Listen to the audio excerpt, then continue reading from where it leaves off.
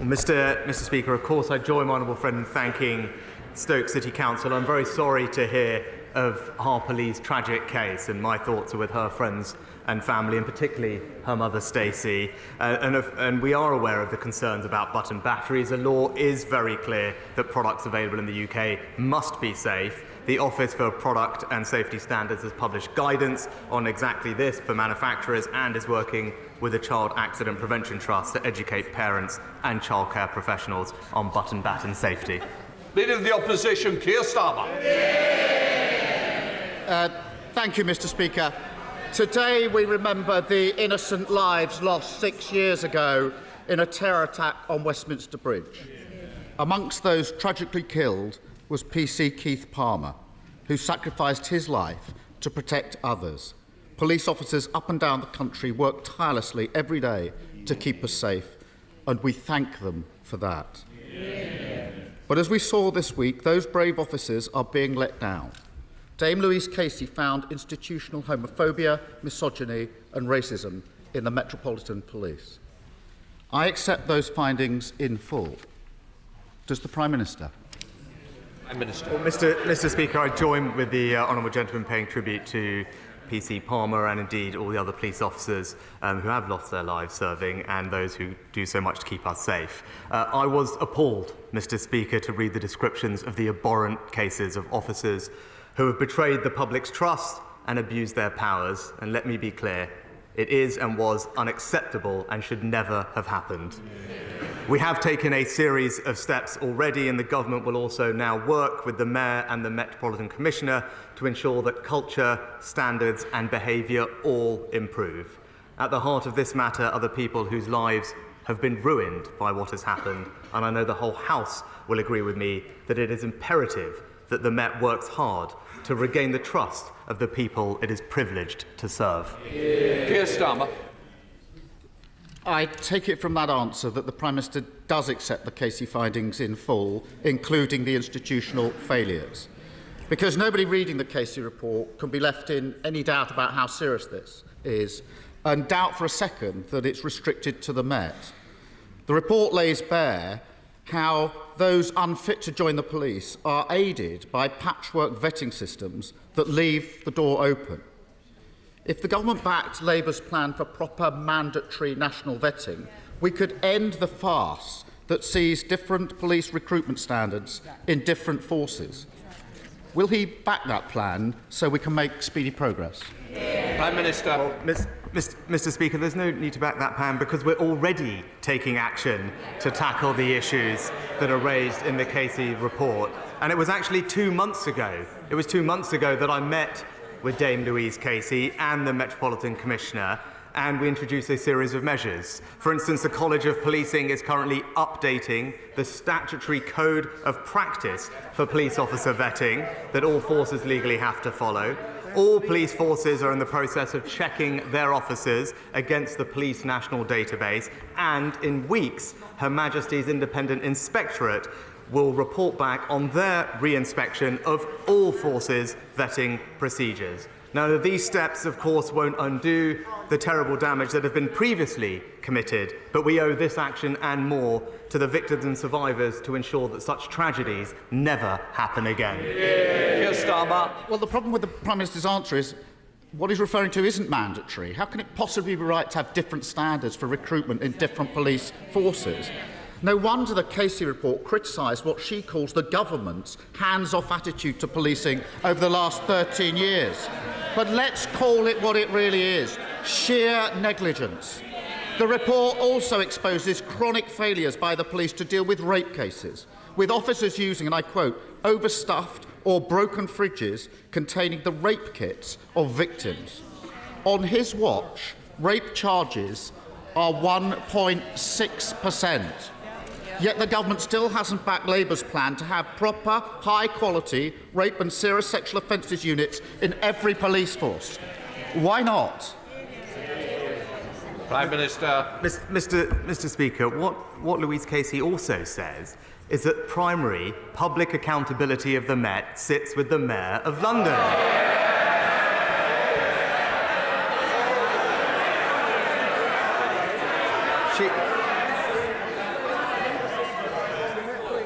she described that relationship between the Mayor and the Met as, in her words, dysfunctional. But when it comes... So I hope when he stands up, he will also confirm to the House that he will take up these matters with the Labour Mayor of London so that he plays his part. But, Mr. Speaker, the way rape victims were treated by the criminal justice system wasn't good enough, and that's why the government published an ambitious rape review action plan. It's right that we've extended Operation Sorteria across all police forces in the country. We've tripled the number of independent sexual violence advisors. We've improved the process of collecting phone evidence and being cross-examined. And since 2010, we've quadrupled funding for victim support services. That is a Conservative government doing everything we can to support victims and tackle predators. People are fed up to the back teeth with a government that never takes responsibility and just tries to blame everyone. They can shout if they're proud of the fact that over 98% of rapists are never put before. If they want to shout about that, that's their record. Let them shout about it. You should be ashamed of yourself. The truth is simple. After 13 years of Tory government, crime is out of control and people are paying the price. Before Christmas, the BBC reported the shocking case of a woman in Armthorpe who'd been beaten with a baseball bat by burglars 3 years ago. Nobody had been charged with that burglary, and she couldn't sleep at night. Under their watch, tragically, that's not an unusual case. So can the Prime Minister tell us what's the charge rate for theft and burglary across the country? Prime Minister. Well, Mr. Speaker, actually, since 2019, neighbourhood crime is down by 25%. But he asked rightly about what's happening with rape cases. So let me just tell him that we are on track to meet our target of doubling the number of rape cases that are reaching our courts. Since the Rape Review Action Plan was published, we've seen police referrals double. We've seen charges double, and last year there was a 65% increase in rape convictions. Yes. But importantly, we also changed the law to ensure that rapists would spend more time in prison. But what did his shadow policing minister say? Prison doesn't prevent crime. It tells you everything that you need to know about the Labour Party. You can't trust them to keep Britain safe. Mr. Speaker, the Prime Minister stands there and pretends that everything's fine. He is so totally out of touch.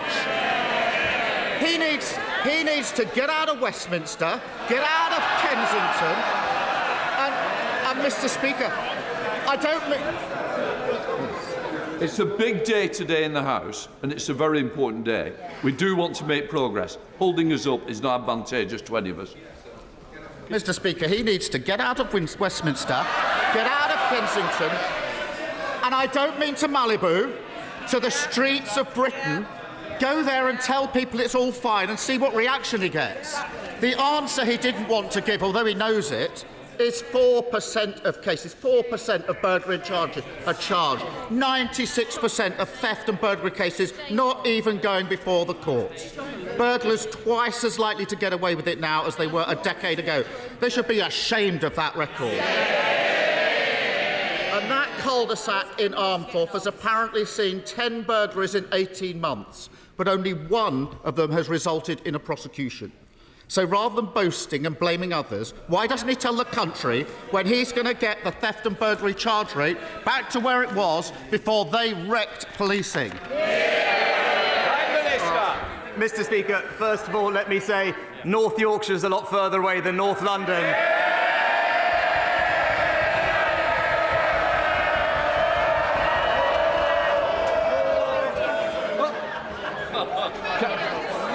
Can I say, I'd like the lines as well, but I prefer to hear them rather than jeering. Come on, Prime Minister. Minister. Now then, we are going to make progress. Mr. Shelbrooke will be buying the teas in the tea room if we're not careful. Come on, Prime Minister. There'll be Yorkshire teas, Mr. Speaker. But Mr. Speaker, since the Conservatives came into power, crime is down 50%, Mr. Speaker. Violent crime down 40%. Burglary, the Honourable Gentleman mentioned burglary. Burglary down 56%. Why? Because we've recruited 20,000 more police officers. We've given them the powers to tackle crime, and we've kept serious offenders in prison for longer. All they've done is vote against greater protections for emergency workers. They've opposed tougher sentences for violent criminals, and they are failing to give the police the powers that they need. It's the same old Labour, soft on crime, soft on criminals. The only criminal investigation he's ever been involved in is the one that found him guilty of breaking the law. I've prosecuted countless rapists. On the Prime Minister, I want tougher. Hold on.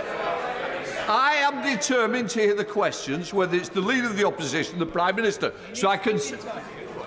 Sorry. I think you've got your first customer for tea, Mr. Kurtz. We keep having this little problem. We'll have no more. No, then, just a moment. So please, let's get through and let's just show some respect to both people at dispatch boxes. Keir Starmer. Thank you, Mr. Speaker. I've prosecuted countless rapists and I support tougher sentences.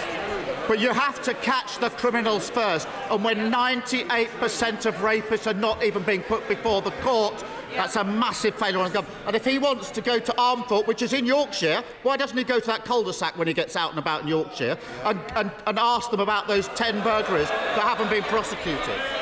The reality is, after 13 years of Tory government, they've done nothing on standards, neighbourhood policing has been shattered, and burglars and rapists walk the streets with impunity. It's the same every week from the Prime Minister, whether it's the cost of living crisis, crime running out of control, or the state of the NHS. Why is his answer always to tell this British people they've never had it so good? Prime Minister. Mr. Speaker, let me just address the issue the Honourable Gentleman raised, because I said at the time I respected the decision the police reached and I offered an unreserved apology. But for the avoidance of doubt, Mr. Speaker, at the moment that happened, there was a full investigation by a very senior civil servant.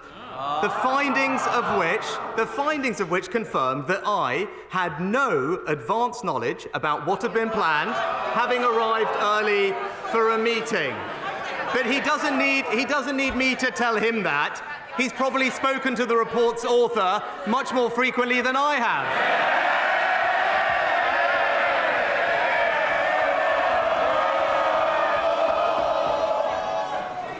Look, the Prime Minister needs to answer the question. He doesn't need you to. I don't think we need any more. Let's keep it that way. Prime Minister. Mr. Speaker, we're getting on. We're halving inflation by paying 50% of people's energy bills and freezing fuel duty. We're cutting. And it's the same for this side. Mr. Gwynne, I don't need any more from the backbenches here either. Can I just say, let's calm. Mr. Fabricant, not again. I'm just quite seriously. Today's a very big day. Some important decisions are going to be taken. So please, I want to get this House moving on. Prime Minister. Mr. Speaker, we're also cutting NHS waiting lists by resolving pay disputes and getting doctors back to work. And, Mr. Speaker, we're stopping the boats with a new bill to tackle illegal migration. That's a Conservative government delivering on the people's priorities. Holly Bumbycroft. Holly Bumbycroft. Can I thank my honourable friend, the Prime Minister, for the efforts he has made to support the UK's steel industry? Can I tell him that we remain very concerned about